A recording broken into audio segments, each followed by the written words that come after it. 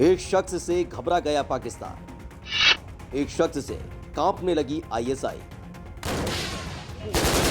दोस्तों, इन दिनों एक शख्स ने पाकिस्तान के हुक्मरान और आईएसआई की नींद उड़ा रखी है, और वो भी पाकिस्तान में रहकर, जिसके बाद कानूनों की धज्जियां उड़ाने वाले आईएसआई और पाकिस्तान की इमरान सरकार कानून के आसरे हैं। दरअसल 2018 में एक किताब आई थी, the spy chronicles raw ISI and the illusion of peace, जिसे भारतीय खुफिया एजेंसी रॉ के पूर्व प्रमुख एएस दुल्लत ने लिखा था। इस किताब ने पाक सरकार और आईएसआई की काले कारनामों को खोल कर रख दिया था। लेकिन मजे की बात यह है कि किताब अकेले भारतीय खुफिया एजेंसी रॉ के पूर्व प्रमुख एएस दुल्लत ने नहीं लिखी थी, बल्कि असद दुर्रानी भी इसके सह-लेखक थे। असद दुर्रानी पाकिस्तान की खुफिया एजेंसी आईएसआई के प्रमुख रह चुके हैं, जिन्होंने पाक सरकार और आईएसआई की कच्चा चिट्ठा खोल कर रख दिया था।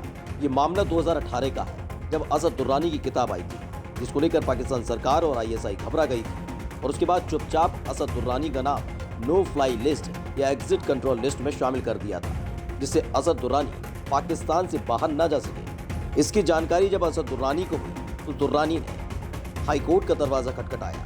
असद दुर्रानी ने इस्लामाबाद हाईकोर्ट में अपील कर कहा था कि सरकार ने उनका नाम गलत तरीके से नो फ्लाई लिस्ट या एग्जिट कंट्रोल लिस्ट में शामिल किया है। इसके साथ ही उन्होंने अदालत से कहा कि वो विदेश जाना चाहते हैं, इसलिए सरकार को उनके ऊपर से प्रतिबंध हटा देना चाहिए। पाकिस्तान ने दुर्रानी का नाम 2019 में ईसीएल में शामिल किया था। वहीं अपनी पोल खोलने के डर से घबराई पाकिस्तानी सरकार और आईएसआई किसी भी कीमत पर असद दुर्रानी को देश छोड़कर जाने देना नहीं चाहती, इसलिए असद दुर्रानी पर पाक सरकार की तरफ से आरोप लगाए गए हैं। पाकिस्तानी रक्षा मंत्रालय ने लिखित जवाब में इस्लामाबाद हाईकोर्ट से दुर्रानी का नाम एग्जिट कंट्रोल लिस्ट से न हटाने का आग्रह किया है। रक्षा मंत्रालय ने कोर्ट से कहा कि उसके पास सबूत है जो बताते हैं कि दुर्रानी साल 2008 से भारतीय खुफिया agency research and analysis wing यानी रॉ के संपर्क में रहे। वहीं पूर्व आईएसआई प्रमुख दुर्रानी ने इस मामले पर कुछ भी बोलने से इनकार कर दिया। उनका कहना है कि वो इस मामले में अदालत में पहले से टिप्पणी नहीं करेंगे। उनका कहना है कि इसे न्यायिक प्रक्रिया के माध्यम से हल किया जाना चाहिए। फरवरी में इस मामले की सुनवाई शुरू होने के आसार हैं। असद दुर्रानी 32 साल तक पाकिस्तानी आर्मी के साथ रहे। अपनी सर्विस के दौरान उन्होंने कई संवेदनशील और अहम पदों पर सेवाएं दी। पाकिस्तान के रक्षा मंत्रालय ने कहा है कि दुर्रानी ने किताब के साथ ही कई सीक्रेट जानकारियों को सामने लाकर रख दिया है। उनके खुलासे ऐसे हैं जो पाकिस्तान के हितों के खिलाफ है। दुर्रानी साल 1988 से पाक मिलिट्री इंटेलिजेंस के डायरेक्टर जनरल थे। दुर्रानी ने एक बार कहा था, भारत हमेशा से हमारे लिए बड़ा खतरा नहीं है, बल्कि पाकिस्तान को असली खतरा आंतरिक चुनौतियों से है। कई बार दुर्रानी ने देश की राजनीतिक मसलों में मिलिट्री हस्तक्षेप की बात भी कही थी।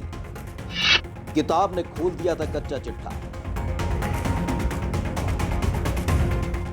2018 में आई किताब the spy chronicles raw ISI and the illusion of peace ने पाकिस्तानी सेना की बहुत बेइज्जती की थी। हार्पर कॉलिंस से प्रकाशित इस पुस्तक में कश्मीर, बुरहान वानी, हाफिज सईद, कारगिल युद्ध, Kulbhushan Jadhav, Balochistan, surgical strike, Osama bin Laden समेत कई ज्वलंत मुद्दों का उल्लेख है। असद दुर्रानी ने अपनी किताब में आरोप लगाया था कि पाकिस्तान ने कुलभूषण जाधव के केस को अच्छे से नहीं संभाला।